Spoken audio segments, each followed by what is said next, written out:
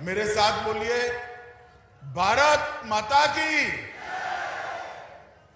भाई ये देवभूमि वीर भूमि वालों की आवाज को क्या हो गया है?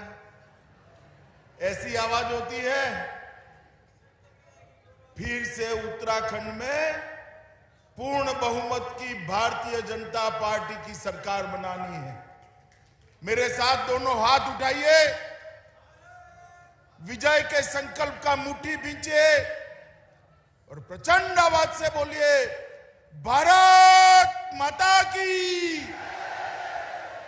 भारत माता की, भारत माता की। भाई जरा प्लीज बैठ जाइए, मैं जिद्दी टाइप का आदमी हूं, मैं नहीं बोलूंगा तब तक। आप माइक सेट कर कर बैठ जाइए कृपया। मैं यहीं रहकर बोलने वाला हूं, कुछ नहीं होगा नया। वो जैकेट वाले भाई साहब आप भी बैठ जाइए।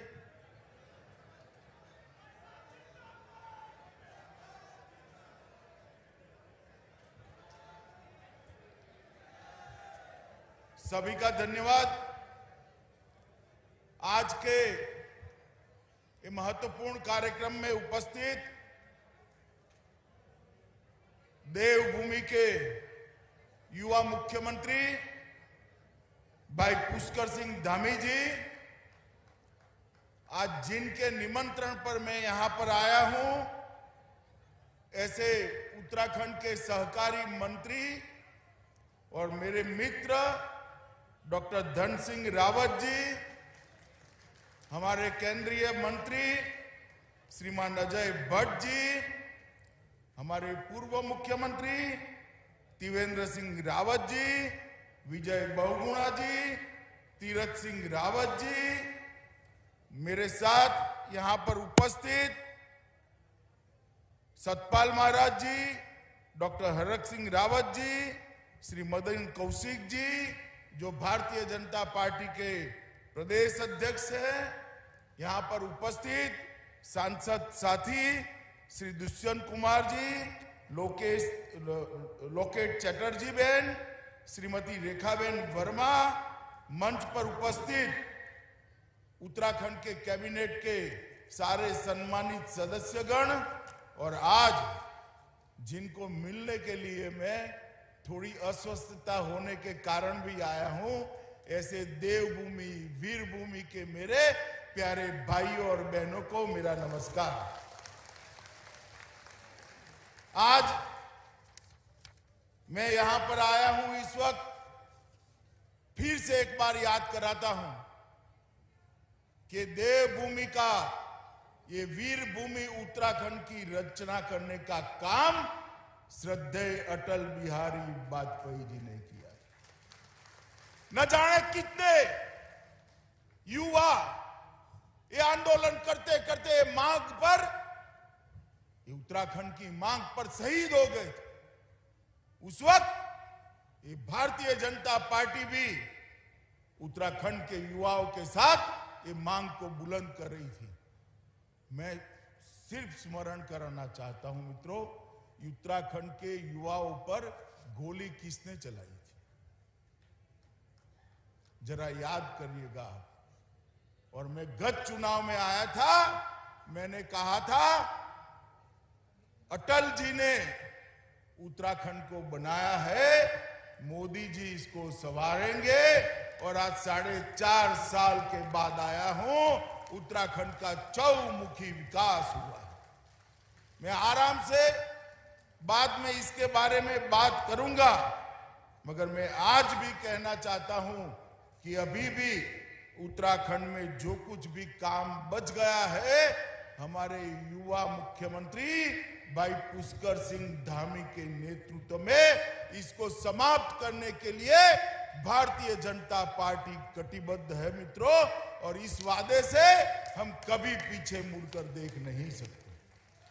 मित्रों, आज 3 कार्यक्रम एक साथ हुए हैं। मैं इसके लिए धन सिंह रावत को बहुत बहुत साधुवाद देना चाहता हूं।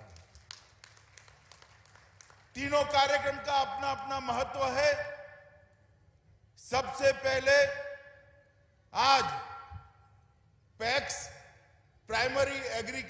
सोसाइटी, उत्तराखंड में जितनी भी ग्रामीण सोसाइटियां हैं, इस सब का कंप्यूटराइजेशन करने का काम आज उत्तराखंड ने समाप्त कर दिया है। जब कंप्यूटराइजेशन होता है तो पैक्स के मेंबरान को कभी घपले घोटाले का सामना करने की जरूरत नहीं पड़ती है। जब कंप्यूटराइजेशन हो जाता है तब जिला बैंकों के साथ सीधा जुड़ाव होता है, जिला बैंकों का राज्य सहकारी बैंक के साथ और राज्य सहकारी बैंक का नाबार्ड के साथ जुड़ाव होता है। किसानों की जितनी भी योजनाएं हैं वो पैक्स के माध्यम से सीधे किसान तक पहुंचाने की व्यवस्था हो जाती है। देश में बहुत कम राज्य हैं जिसने एक काम समाप्त किया है। मोदी जी के नेतृत्व में भारत सरकार भी एक कार्य योजना बना रही है जिसके तहत देश भर के सारे एग्रीकल्चर सोसाइटी को, पैक्स को हम कंप्यूटराइज कर जिला बैंक, स्टेट कोऑपरेटिव बैंक और नाबार्ड के साथ जोड़ने का प्रयास करेंगे। अभी योजना बनेगी, मगर योजना के लिए सॉफ्टवेयर बनाना था, मॉडल एक्सेप्ट करना था। नाबार्ड के अधिकारी मेरे पास आए, मैंने उनको कहा कि हमारे धन सिंह ने बनाया है, भाई उत्तराखंड जाकर देख कर आओ और हो सकता है कि उत्तराखंड के मॉडल को पूरा देश स्वीकार कर पूरा देश उत्तराखंड के मॉडल पर आगे बढ़े। मैं इसलिए पुष्कर सिंह जी और धन सिंह रावत को बहुत बहुत बधाई और शुभकामनाएं देना चाहता हूं। दूसरा बहुत बड़ा काम हुआ है, आज मुख्यमंत्री जी ने मुख्यमंत्री घासियारी कल्याण योजना का अनुमोदन किया था, इसका शुभारंभ हुआ। हम जानते हैं इस देवभूमि में पहाड़ की चोटियों पर विपरीत मौसम के अंदर गाय को चारा डालना है, भैंस को चारा डालना है, हमारी माताओं बहनों को चारा लाने में कितनी दिक्कत आती है। यहां पर लगभग 1000 एकड़ की खेती और 2000 किसान ये मक्के की खेती करेंगे और उसमें से एकदम साइंटिफिक तरीके से पौष्टिक पशु आहार बनाने की यहां पर योजना हुई है। 1 लाख किसानों तक इसका फायदा पहुंचने वाला है। थोड़ा बहुत तो मौसम अच्छा होगा तब लीला चारा भी डालना पड़ेगा, हरा चारा उसको डालना पड़ेगा, परंतु ज्यादातर मेहनत हमारी पशुपालन के साथ जुड़ी हुई बहनों की, माताओं की इसके कारण समाप्त होगा। और तीसरा काम हुआ है, यहां पर एक कोऑपरेटिव ट्रेनिंग सेंटर का उद्घाटन मेरे हाथ से कराया गया। मैं आपको कहने आया हूं मित्रों, ये कोऑपरेटिव ट्रेनिंग सेंटर आज कोऑपरेटिव को आगे बढ़ाने के लिए बहुत बड़ी जरूरियात है। सहकारिता आंदोलन को जिस प्रकार से कांग्रेस के राज में क्षीण कर दिया, मोदी जी ने अभी आजादी के अमृत वर्ष पर, आजादी के 75वां साल है, उस वक्त एक नया सहकारिता आंदोलन बनाकर, विभाग बनाकर, मंत्रालय बनाकर सहकारिता से जुड़े हुए देश के करोड़ों किसान, महिलाएं, मजदूर, मछुआरे, ये सब के कल्याण के लिए बहुत बड़ा काम किया है। मित्रों, किसी को इतने साल तक ये याद नहीं आया कि ये छोटा किसान, मझला किसान, ये मछुआरे, ये दूध का व्यापार करने के लिए तरसती अपनी माताएं, बहनें, पशुपालन करने वाला भाई अगर सहकारिता आंदोलन मृतप्राय होता है तो उनका क्या होगा। मगर मोदी जी गरीब के घर से आते हैं, गरीब का दर्द उनके दिल में रहता है। उन्होंने सहकारिता विभाग बनाया, सहकारिता मंत्रालय बनाया, और मेरे लिए भी सौभाग्य की बात है कि पहला सहकार मंत्री बनने का सौभाग्य उन्होंने मुझे दिया। और जब सहकारिता को बढ़ावा देना है तो प्रशिक्षण के बगैर, ट्रेनिंग के बगैर सहकारिता का बढ़ावा नहीं हो सकता। मित्रों, इसलिए आज ये ट्रेनिंग इंस्टीट्यूट जो बनने जा रहा है उसका भी बहुत बड़ा फायदा है। मगर ये मुख्यमंत्री घसियारी कल्याण योजना है, उसका बहुत बड़ा फायदा है।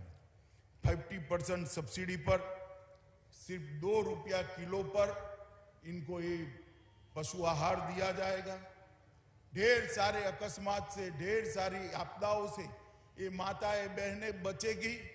उनका बचा हुआ समय बच्चों को पढ़ाने के लिए भी लगा सकती है, घर में कुछ और काम भी कर कर अपनी आय भी बढ़ा सकती है, और साथ में पशुपालन भी कर सकती है। और इस प्रकार की जो साइंटिफिक फूड देने की व्यवस्था करी है, उसके पशुओं का स्वास्थ्य और इसके साथ साथ इनकी दूध देने की क्षमता की भी वृद्धि होगी। इस प्रकार से इसको तैयार किया गया। मैंने डिटेल इसका स्टडी किया। मैं फिर से एक बार मुख्यमंत्री जी को बधाई देना चाहता हूं कि मक्के की फसल इतने एकड़ में कोऑपरेटिव तरीके से करना बहुत कठिन था, जिसको आपने जमीन पर उतारा है। और मक्का, मित्रों, आप जानते हैं 90 से 100 दिन के अंदर खेत को खाली कर देता है। तो एक बार मक्का बनाया, बाजार में दे दिया, इससे फूड उसको प्रोसेस कर पशु आहार बनाया, और फिर इसका दूसरा सब्जी का या कोई भी वो करना है तो अपनी खेती किसान कर सकते हैं। मित्रों, आज मैं यहाँ आया हूं तब कोई लंबी बात करनी नहीं है। मैं मगर देखता हूं अभी कांग्रेस वालों को इलेक्शन जब आता है तब इनकी सीजन आ जाती है, तुरंत नए कपड़े सिला देते हैं। 5 साल तक कहां थे, कोई हिसाब किताब नहीं। बाढ़ आई कहां थे, कोई हिसाब किताब नहीं। कोरोना आया कहां थे, कोई हिसाब किताब नहीं। और जब इलेक्शन आता है, अलग अलग मुद्दों पर धरना, प्रदर्शन, प्रेस कॉन्फ्रेंस। रावत साहब, अब आपको जान गई है जनता। आप जरूर इलेक्शन लड़िए, मगर मैं आपको यहां कहने आया हूं, आप यहां मुख्यमंत्री थे तब नकली शराब डेनिश का जो पूरा घपला घोटाला हुआ था, इसका जरा उत्तराखंड की सरकार को जवाब तो दीजिए भाई। मित्रों, देना चाहिए या नहीं देना चाहिए? अरे पीछे भी बोलिए जरा, देना चाहिए या नहीं देना चाहिए? मित्रों, कांग्रेस भ्रष्टाचार, घपले, घोटाले का पर्याय बनी हुई। ये किसी भी राज्य में कल्याण का काम नहीं कर सकती। ना वो गरीबों का सोच सकती है, ना अच्छा प्रशासन का सोच सकती है। गरीब कल्याण और अच्छा प्रशासन मोदी जी के नेतृत्व में केवल और केवल भारतीय जनता पार्टी दे सकती है, और कोई नहीं। मित्रों, 2017 में जब चुनाव हुए, मैं ही भारतीय जनता पार्टी का राष्ट्रीय अध्यक्ष था। मैं इस देवभूमि पर आया था। हमने हमारा एक घोषणा पत्र जारी किया था, और घोषणा पत्र को लेकर कोई भी स्टडी कर दे, हमने 85% से ज्यादा हमारे वादे समाप्त कर दिए। तो 85%। और मैं यहां पर चैलेंज देकर जाता हूं रावत साहब को कि रावत साहब, आप कांग्रेस में थे, उसका घोषणा पत्र था, आपकी सरकार में रहते मुख्यमंत्री के नाते सारी घोषणाओं थी, इसका सूची बना दो। मैं मेरे युवा मोर्चा के अध्यक्ष को भेजता हूं, यहां हो जाए देहरादून के चौराहे पर 2-2 हाथ एक बार चर्चा। ये कांग्रेस पार्टी वादा खिलाफी करने वाली पार्टी है। ये कांग्रेस पार्टी राजनीतिक रूप से सत्ता हत्या कर उसका उपभोग करने वाली पार्टी है। वो कभी भी किसी लोक कल्याण का काम नहीं कर सकते। अरे यहां तक मित्रों, मैं आया था, कुछ लोग मुझे मिलने आ गए, मेरा काफला रुक गया था, तो मैंने पूछा भाई क्या हुआ, तो कि साहब आपको मालूम नहीं है शुक्रवार है। क्यों, शुक्रवार को क्या होता है? मैं तो थोड़ा सोचने लगा कि मुझे मेरा जनरल नॉलेज वीक हो गया, शुक्रवार में क्या होता है? तो उसने कहा शुक्रवार को नेशनल हाईवे बंद कर वहां नमाज पढ़ने की इजाजत दे देते हैं। शुक्रवार को छुट्टी देने की भी हिमाकत करने की सोची थी इन्होंने। मित्रों, ये तुष्टीकरण और एपीसमेंट करने वाले, ये तुष्टीकरण और एपीसमेंट करने वाले कभी भी देवभूमि का काम नहीं कर सकते। और यहां पर आकर बड़े बड़े आवाज से हमारे पुष्कर धामी को सवाल करते हैं, भैया रावत साहब आप जरा आपका स्ट्रिंग ऑपरेशन एक बार देखकर आ जाइए, तो आपको मालूम पड़ेगा आपको बोलना चाहिए या नहीं बोलना चाहिए। मित्रों, कांग्रेस पार्टी कभी भी उत्तराखंड का भला नहीं कर सकती। उत्तराखंड के अंदर विकास की बयार तभी आई जब संपूर्ण बहुमत की भारतीय जनता पार्टी की सरकार, ये उत्तराखंड की जनता ने भारतीय जनता पार्टी को दी। और मोदी जी ने पहले त्रिवेंद्र सिंह थे, तीरथ सिंह थे और पुष्कर सिंह आए। मोदी जी ने हमारे तीनों मुख्यमंत्रियों को साथ लेकर एक विकास का नया संपुट बनाया है। इसके कारण आज उत्तराखंड आगे बढ़ रहा है। मित्रों, इतना बड़ा कोरोना का आपदा आई, पहाड़ पर है हमारा प्रदेश, दूर सुदूर भौगोलिक क्षेत्र में रहने वाले लोग हैं, मगर कोई भी कहां पर भी रहा हो, मैं इतना निश्चित कह सकता हूं, कोरोना से बचाने का काम भारतीय जनता पार्टी की सरकार ने किया। उत्तराखंड हमारा ये वीर भूमि, ये देवभूमि, 100% टीकाकरण जिन राज्यों में सबसे पहले हुआ, उसमें से हमारा उत्तराखंड है। ऑक्सीजन प्लांट भी लगाए गए, नए नए अस्पताल खोले गए, नए नए बेड बनाने की व्यवस्था हुई। तीसरी लहर आई नहीं, बद्री विशाल की कृपा है, मगर आती तो भी सारी तैयारियां हमारी भाजपा सरकार ने कर रखी थी। इस प्रकार से काम करते हैं। और अभी आपदा आई, आपदा के अंदर जैसे ही भारत सरकार से सूचना मिली, मुख्यमंत्री जी अयोध्या थे, सारे कार्यक्रम बंद कर वापिस आए और एक भी यात्री की जान नहीं गई है। मित्रों, एक भी यात्री की जान नहीं गई। दूसरे दिन ही रेस्क्यू ऑपरेशन आया, शुरू हो गया। मैं आया रात को बड़े सवेरे 9 बजे, रिव्यू बैठक चालू हुई। मैं तो आश्चर्यचकित हो गया, मेरे करने के लिए कुछ बाकी ही नहीं था। तो मैंने फिर सिर्फ बधाई देकर वापिस जाना ही उचित समझा। और मित्रों, हवाई निरीक्षण में मैं जहां जहां गया, मुख्यमंत्री, राज्य के चीफ मिनिस्टर, चीफ सेक्रेटरी और डीजीपी तीनों को वल्नरेबल पॉइंट्स मालूम थे, कहां प्रॉब्लम है, कहां अभी सुधार करना है। इस प्रकार की जागरूक सरकार जब हो तभी विकास हो सकता है। मित्रों, आज मैं यहां पर आया हूं तब ये भी कहना चाहता हूं कि गंगा जल के वितरण के लिए भी कोऑपरेटिव तरीके से एक नया काम शुरू हुआ है और इससे देश भर के मां गंगा के प्रति श्रद्धा रखने वाले श्रद्धालुओं को घर बैठे गंगा जल भी मिलेगा और उनका मोक्ष का रास्ता भी खुल जाएगा। आज मैं यहां आया हूं, अपना केदार धाम क्षत विक्षत हो गया था। जब आपदा आई तब 5 तारीख को प्रधानमंत्री जी उसका वहां पर एक बहुत बड़ा भगवान आदि शंकराचार्य का मूर्ति वहां लगाने वाले हैं मित्रों, और उसके साथ देश भर के शिवालयों को उन्होंने जोड़ा है। बद्रीनाथ की योजना तैयार हो गई, काम चालू होगा। केदारनाथ का पुनर्निर्माण आज समाप्ति के आरे पर है।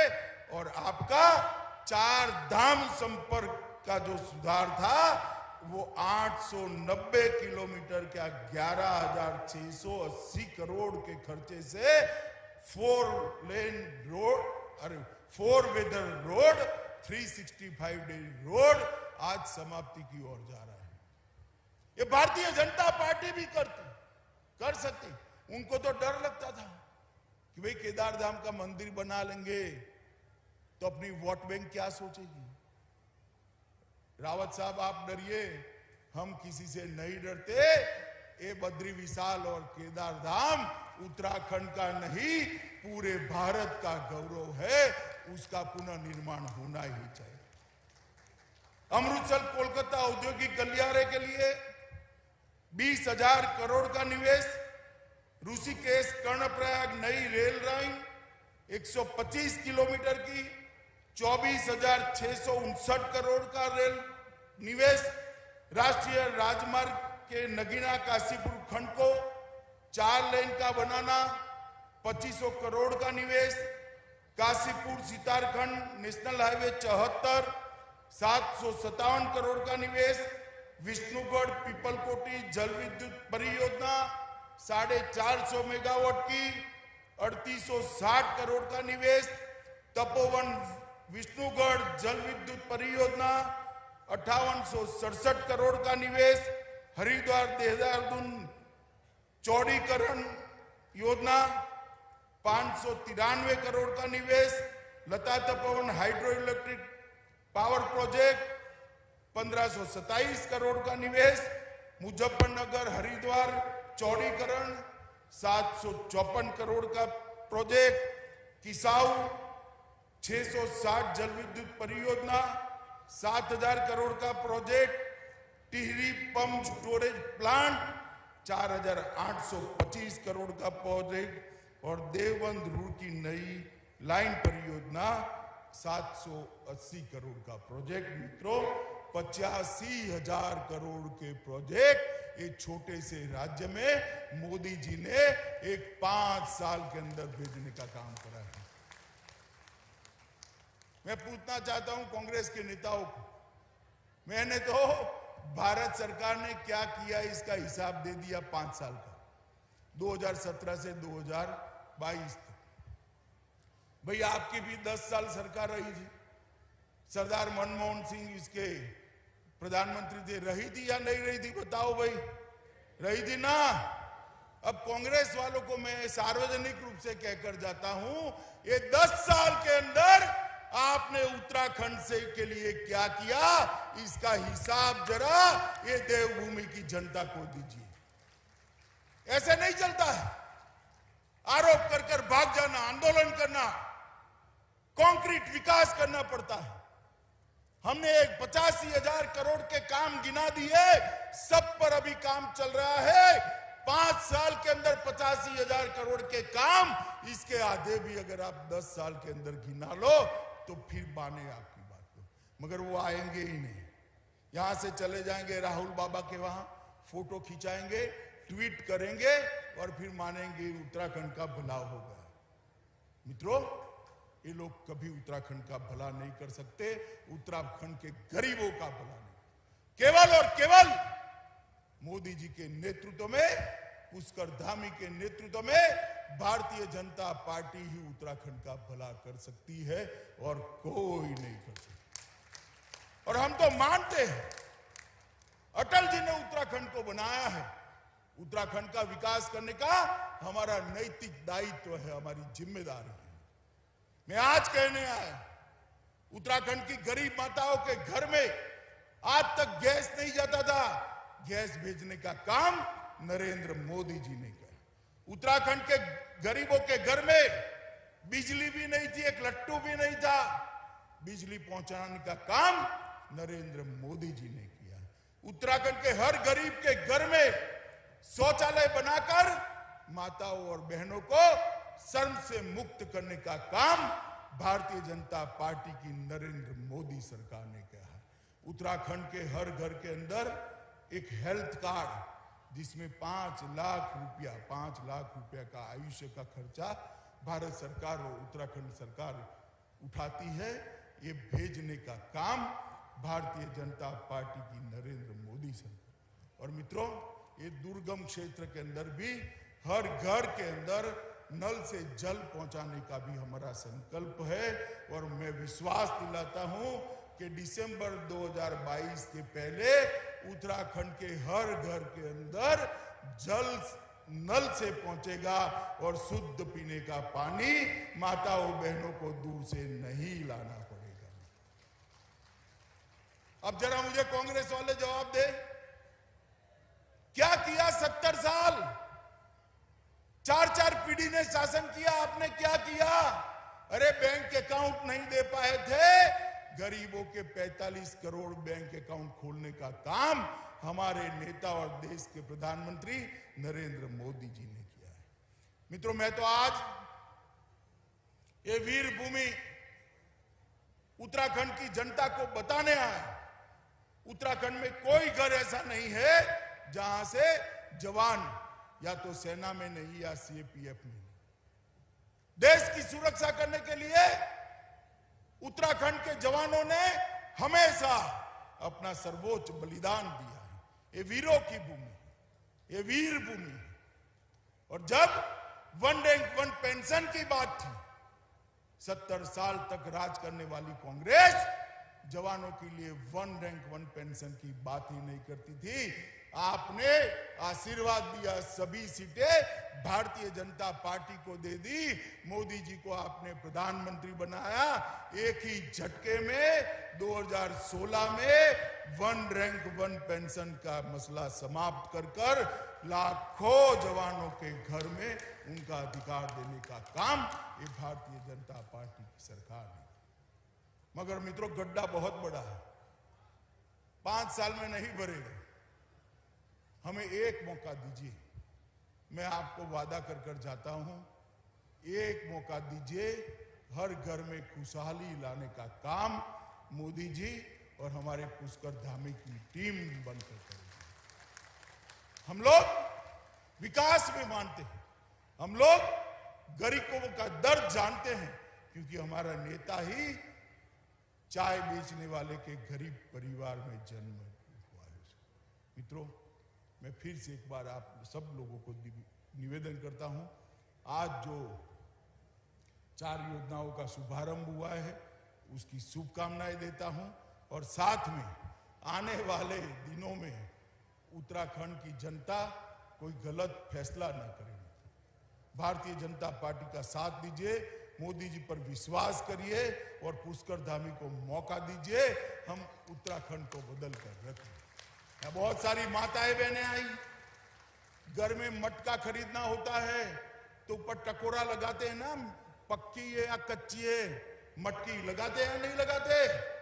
तो भाई 50 रुपए की मटकी खरीदने में टकोरा लगाते हो, 5 साल के लिए सरकार बनानी है, जरा टकोरा ढंग से लगा देना, रॉन्ग नंबर डायल न हो जाए, वरना ये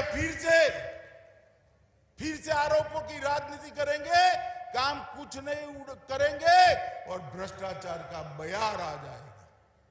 भारतीय जनता पार्टी के नेतृत्व में यहां पर विकास की एक शुरुआत हुई है, उसको सातत्य दीजिए, उसको समर्थन कीजिए, उसको आशीर्वाद दीजिए और भगवान केदारनाथ और हमारे बद्री विशाल को पूरे विश्व के अंदर गौरव हो ऐसे विकास के साथ बैठा हुआ देखिए।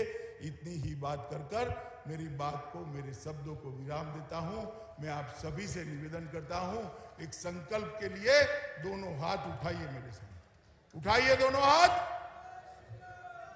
विजय के संकल्प की मुट्ठी बीचे और प्रचंड आवाज से बोलिए, भारत माता की, भारत माता की, भारत माता की, वंदे वंदे वंदे।